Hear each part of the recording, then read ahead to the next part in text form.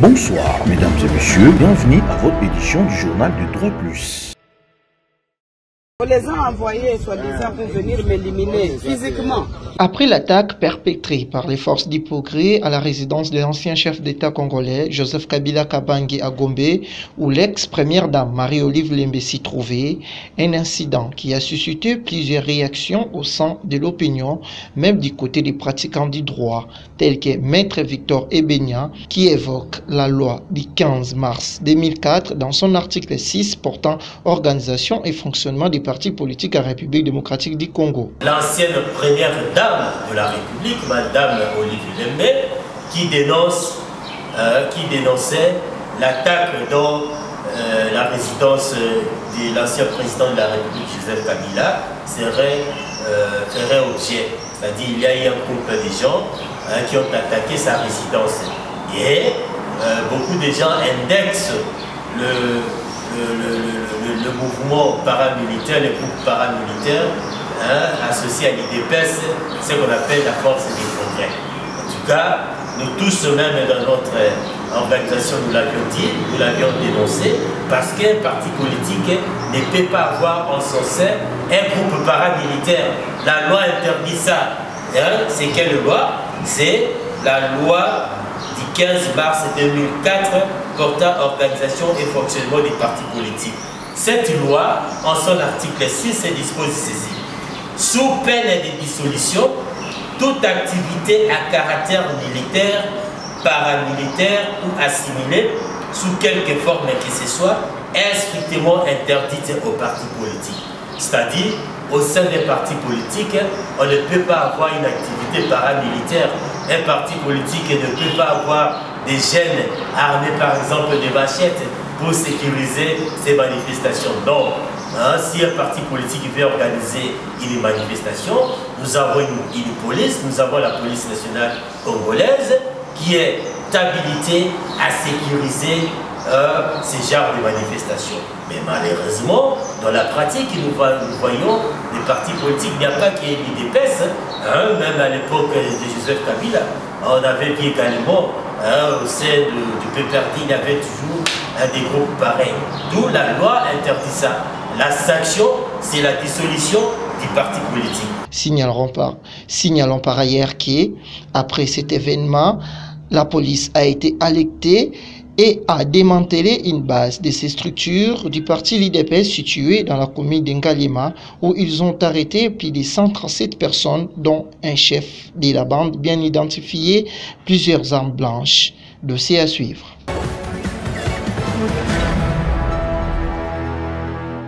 C'est désormais une réalité. Corneille Nangaa et ses complices seront sanctionnés selon la loi congolaise en vigueur de leurs actes. Et c'est depuis le 24 juillet dernier ont débuté avec l'identification des prévenus et il y a eu au total 25 prévenus dont 20 qui sont en brousse et 5 ici présents dans la cour militaire Kinshasa-Gombe siégeant en audience foraine dans la prison militaire de Ndolo. Au cours de la deuxième audience qui a consisté à l'audition des prévenus, parmi les éditions marquantes, on note celle de Messi Jean-Luc Nangaa Basilois, poursuivi pour trahison et participation à un mouvement insurrectionnel.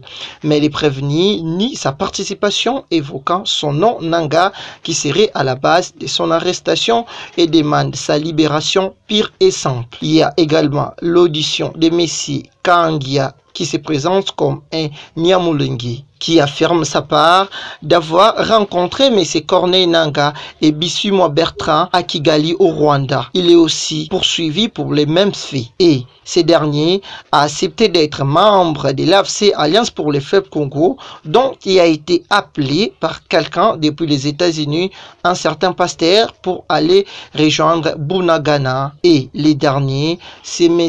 Eric Kouba qui accepte son appartenance à l'AFC, dont leur objectif reste la prise du pouvoir ici dans la capitale Kinshasa et d'autres villes ne les intéressent pas, en violation de la Constitution de la République qui indique que la seule façon d'accéder à la magistrature suprême reste les élections. Rappelons cependant que C'est suite à un communiqué du ministre de la Justice et garde-sceau datant du 22 juillet dernier annonçant l'ouverture de ces procès que tout avait démarré.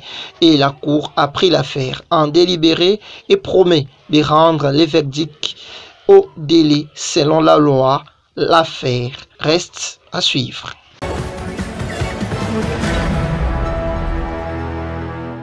Un esprit sain dans un corps sain, dit-on, c'est dans cette optique que la première journée du 56e anniversaire du barreau congolais a été marquée au stade Tata Raphaël, avec l'organisation de plusieurs activités, notamment sportives, en présence du bâtonnier du barreau de Kinshasa Matete et Emile Muchembe, les foot des femmes, les judo, la boxe. Ensuite, quelques prix ont été remis aux participants.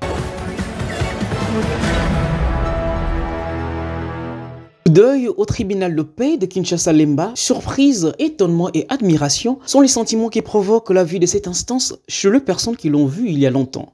Le tribunal de paix de Kinshasa-Lemba se voit revêtir une robe neuve en remplacement de la première qui remonte à sa construction. Ces travaux de rénovation et de réhabilitation sont initiés par sa présidente, maître Élisée Kajingamba Matumpu. Le tribunal de paix de Kinshasa-Lemba est en train de subir une série de travaux de rénovation et de réhabilitation.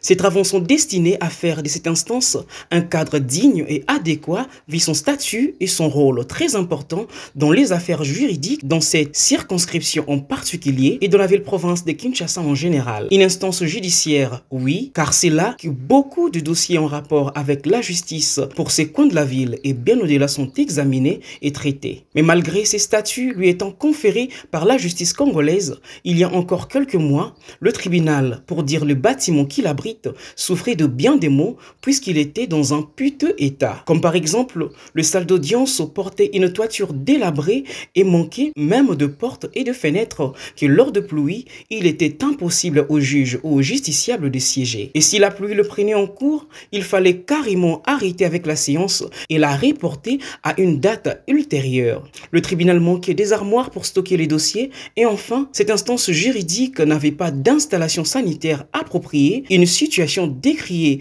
par le magistrat qui semblait ne pas faire écho. Mais depuis quelques mois, les travaux de rénovation et de réhabilitation ont été lancés et ce tribunal change du jour au jour d'apparence pour le grand bonheur des magistrats et bien d'autres personnes affectées à cette instance. Tout cela grâce à une seule personne, la présidente Élisée Kajingamba Matumpu. Parce que ça fait belle lurette que je ne fréquentais plus cette juridiction.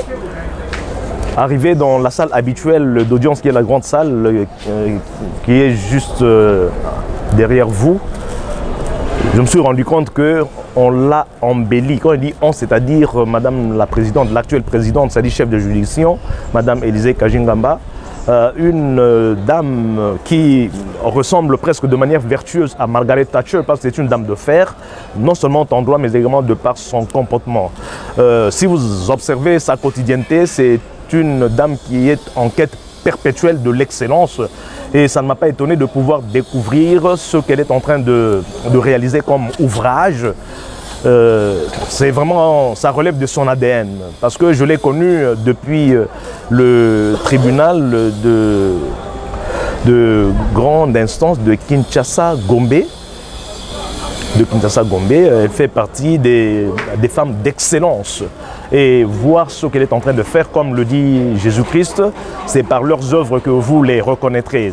Donc je pense que et les avocats et les magistrats, et pourquoi pas celui qui les nomme par ordonnance, c'est-à-dire son Excellence Monsieur le chef de l'État, Félix Antoine Tshilombo Tshisekedi, n'aura qu'à avoir des échos de ceux des chefs d'office et de juridiction qui sont en train de contribuer tant soit peu à redorer l'image de la justice. Parce qu'il n'est pas bon que la justice qui est un fruit que la société congolaise et les habitants de la République démocratique du Congo consomment soit produit par un arbre dont le jardin n'est pas beau à voir. voilà que ces bâtiments qui jadis furent comme des restes nullus ou des restes des relictae, c'est-à-dire des biens abandonnés, sont en train aujourd'hui de prendre une forme qui exerce un magnétisme, que dis-je, une attraction, de sorte que en tant qu'avocat, on est fier d'entrer dans cette enceinte et de se présenter à la barre dans une salle qui ressemble à un bureau alvéolaire. Élysée Kajingamba Matumpu est licenciée en droit économique et social, épouse d'un pasteur et mère de 2 enfants, tous juristes. Elle a suivi plusieurs formations en rapport avec l'humain et le droit, entre autres celles sur le renforcement des capacités des formateurs sur les violences sexuelles basées sur le genre et la prise en charge juridique des victimes de violences sexuelles pour le programme d'appui et la forme de la justice, PARJ en sigle, et l'Association de femmes magistrates du Congo, AFEMAC. La présidente Élysée Kajingamba Matumpu a travaillé à tour de rôle comme substitut du procureur de la République par ordonnance en juin 2021, juge de paix par décision d'organisation juridique en 2013, juge de grande instance par décision judiciaire en 2018 et enfin présidente du tribunal de grande instance faisant office du président du tribunal de paix de Kinshasa-Lemba par ordonnance présidentielle en 2023. Pour clore, le tribunal de paix de Kinshasa-Lemba portera à jamais le marque indélébile de la bonne volonté et de la bonne gestion de la présidente Élysée Kajingamba Matumpu.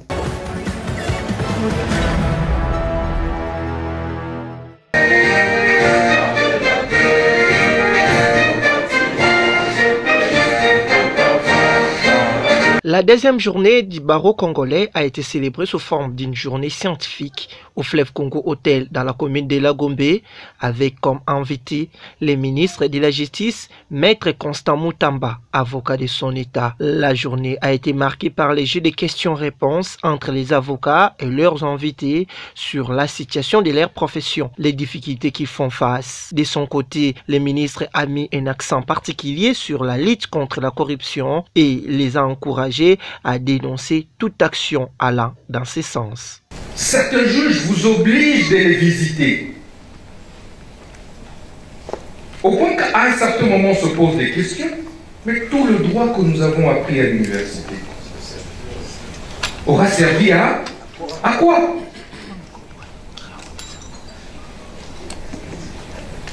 Le droit là a servi à quoi?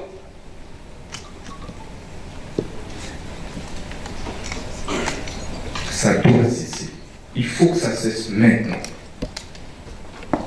À la fin de cette activité, quelques avocats sur place ont réagi à ces termes. Dans notre traduction du barreau, chaque 10 juillet, nous célébrons la fête du barreau.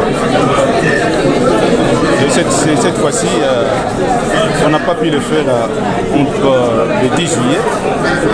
C'est pourquoi, à ce qui concerne, et cette fête a été fêtée dimanche, pour ne pas me répéter, dans toute la République démocratique du Congo, commençons par le barreau de Kinshasa, puis nous et autres. Mais en ce qui nous concerne, nous, le barreau de Matete, nous avons voulu le faire les 17 et les 18 pour bien organiser. Vous avez suivi, je ne sais pas si vous étiez hier au stade, vous avez suivi une matinée sportive qui était organisée par le barreau de Kinshasa Matete sur bâtonnier. Aujourd'hui, c'est une matinée, je peux appeler une matinée intellectuelle scientifique, qui est organisée avec les différents thèmes que vous avez suivis. Donc pour mettre toujours l'avocat en page, comme on dit toujours, la mise à niveau. Et particulièrement, a voulu organiser cette journée en 2 temps. D'abord, on se référant à l'adage, Maxime qui dit que l'esprit c'est dans un corps sain. On a travaillé le mollet, on a travaillé le physique. Et aujourd'hui, nous avons un autre rendez-vous pour travailler le mental, l'intellect. Il faudrait d'abord féliciter le barreau de Kinshasa Matete, avec en tête monsieur le bâtonnier pour la réussite de cette activité, une matinée scientifique en marge de la célébration des 56e anniversaire du barreau au Congo. Il a été organisé une matinée scientifique où il y avait plusieurs thématiques développées très importantes notamment la première sur l'environnement, sur le rôle que devra jouer l'avocat par rapport à l'amélioration du secteur de la justice, la question en matière de transactions de travail, et enfin la thématique qui m'a été confiée, c'était d'en savoir plus sur la loi, sur le barreau. Et là, on a été quand même déçus par rapport à l'administration de notre pays. Quand une loi est votée au Parlement, transmise au Sénat et envoyée chez le chef de l'État pour promulgation, qu'une loi d'une importance aussi capitale arrivait à se perdre pour des raisons inavouées, c'est quand même très grave. Pour un État qui veut aller loin, qui veut redresser son secteur de la justice. Nous pensons que les traces ayant été retrouvées, la lettre de transmission au chef de l'État ayant été exhumée et les réponses ont prouvé attester que la loi avait déjà été promulguée. Il ne reste que sa communication au journal officiel pour sa publication. Nous pensons qu'il est grand temps que le chef de l'État, du moins son cabinet, puisse transmettre cette loi. Et pour notre part, on a mis en valeur l'importance de cette loi dans la profession de l'avocat. Donc nous attendons à ce que les autorités, qui certainement recevront une correspondance de nos bâtonniers, pour qu'ils puissent, n'est-ce pas, faire publier cette loi au journal officiel. Voilà en gros ce qu'a été la thématique de mon intervention sur la loi autour du barreau. C'est une loi importante qui met en avant-plan le rôle de l'avocat.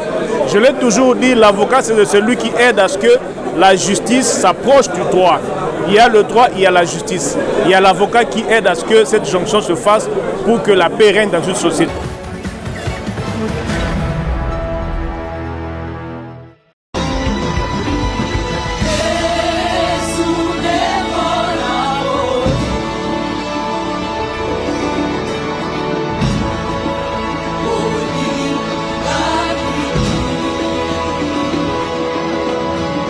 Au cours du concert organisé le 27 juillet dernier au Stade des Martyrs de la Pentecôte par le pasteur Mike Kalambay, l'opinion a noté plusieurs dégâts, dont les pertes en vies humaines de plus de 5 personnes, une situation qui n'a pas laissé les autorités politico-judiciaires indifférents, d'où les procureurs de la République prêts de Kinshasa Gombe a ouvert un dossier qui a conduit à l'interpellation de quelques personnes dont M. Joël Kadé, le directeur de communication, M. Aristote Njouzi, le directeur technique de Madjabou, qui ont été relâchés juste après. Mais cependant, une question reste en suspens, quelle est la responsabilité pénale ou civile des uns et des autres? Que dit la loi? Dans cette situation, Maître Victor Ebenua éclaire la lanterne. Nous tous, nous avons déploré ces morts survenus dans le stade de Martyrs le 27 juillet dernier, lors du concert de l'artiste musicien Mike Kalambay. Et aujourd'hui, nous apprenons qu'il y a eu des personnes qui ont été interpellées, des personnes proches, je crois, de l'artiste musicien Mike Kalambay. Il faisait partie des organisateurs. Ils ont été interpellés par le parquet près le tribunal des grandes instances de Kinshasa-Gombe. Aujourd'hui, il m'a été demandé de vous parler de la responsabilité pénale et civile dans les cas d'espèce. On les interpelle pourquoi, et en ce qui concerne la responsabilité civile, comment est-ce que ça va se faire. En tout cas, en ce qui concerne les morts survenus, parce que là, il s'agit de ce qu'on appelle l'homicide involontaire. L'homicide involontaire parce que ils sont morts comme ça, par imprudence, soit des organisateurs, soit de la police. Et là, c'est l'article 53 du Code pénal congolais, livre T, qui a prévu cela. L'article 53 dispose ceci. Quiconque aura involontairement causé la mort d'une personne sera puni d'une servitude pénale de 3 mois à 2 ans et d'une amende de 50 à 1000 zaïrs. Autrement dit, l'homicide involontaire est le fait de tuer une personne physique sans en avoir l'intention. C'est-à-dire le fait de tuer une personne par maladresse, par imprudence, par inattention, par négligence ou par manquement à une obligation de sécurité imposée par la loi. Je peux donner l'exemple, un chauffeur, à cause de l'imprudence, ou soit de l'excès de vitesse, qui renverse ou soit qui tue un piéton sera poursuivi pour homicide involontaire. Et dans le cas d'espèce, dans le cas de ces concerts-là, du fait qu'il y a eu négligence des parts et d'autres, négligence dans les chefs des organisateurs et négligence aussi dans les chefs des pouvoirs publics. Parce qu'on ne doit pas l'ignorer, le stade de Martyrs, c'est un bien du domaine public de l'État. Le stade de Martyrs, ce n'est pas un bien du domaine privé. Hein, ce n'est pas une propriété privée, c'est un bien du domaine public de l'État qui est censé être sécurisé par la police. Et si aujourd'hui, par exemple, il y a un concert et que les organisateurs amènent les agents de sécurité, hein, ce que nous appelons ici les agents de gardiennage, c'est juste pour compléter, pour renforcer la sécurité de la police. Mais c'est la police nationale congolaise qui est censée sécuriser ces stades. Mais s'il y avait par exemple un débordement, si les organisateurs avaient vendu plus de billets, il appartenait à la police, il appartenait également au pouvoir public de veiller à ce que le stade ne soit pas débordé. Hein? Le stade a été construit pour, je crois qu'il y ait 80 000 personnes. Et s'il s'avérait qu'il y avait déjà plus de 80 000 personnes, le pouvoir public responsable, dans un État responsable, on devrait déjà fermer. Et en ce qui concerne la responsabilité civile, que dit la loi? En ce qui concerne la responsabilité civile, c'est l'article 258 du Code civil livre 3, hein, qui dispose que tout fait quelconque à l'homme qui cause à autrui un dommage oblige celui par la faute duquel il est arrivé à les réparer.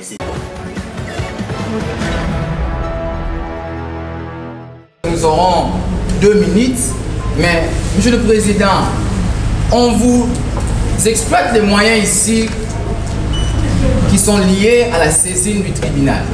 Mais soyons sérieux avec notre conscience, Monsieur le Président.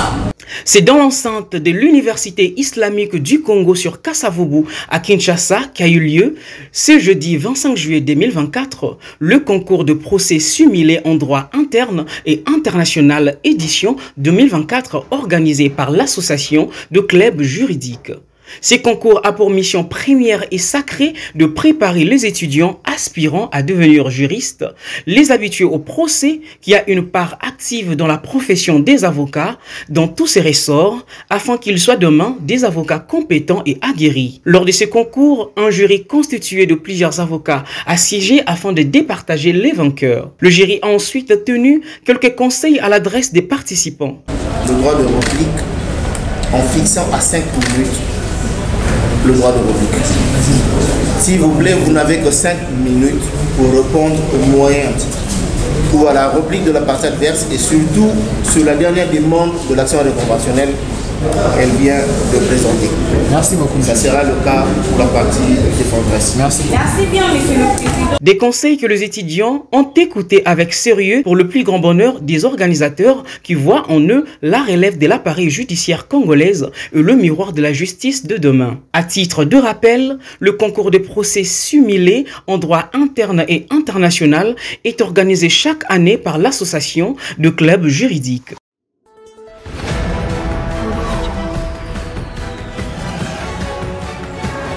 Place à l'invité.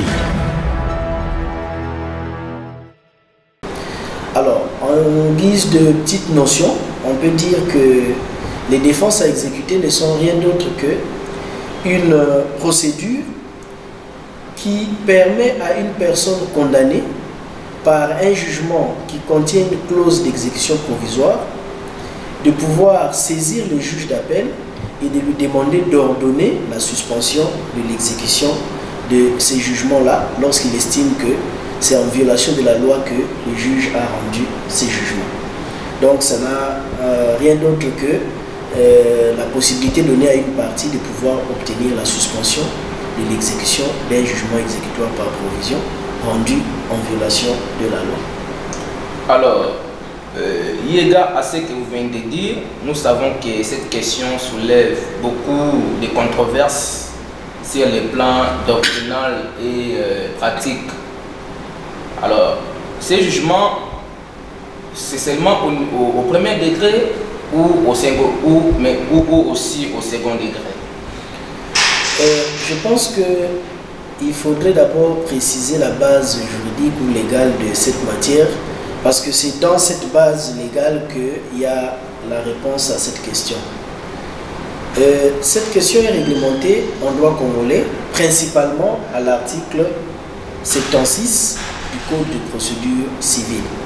C'est cet article-là qui constitue en fait la base légale de cette matière, et si vous le permettez, je peux même donner lecture de cet article-là, pour nous permettre de bien comprendre son contenu. Cet article dit exactement ceci. Si l'exécution provisoire a été ordonnée par le jugement dont appel, alors qu'elle ne devrait pas l'être, l'appelant peut, à l'audience, obtenir les défenses à exécution sur assignation à bref délai.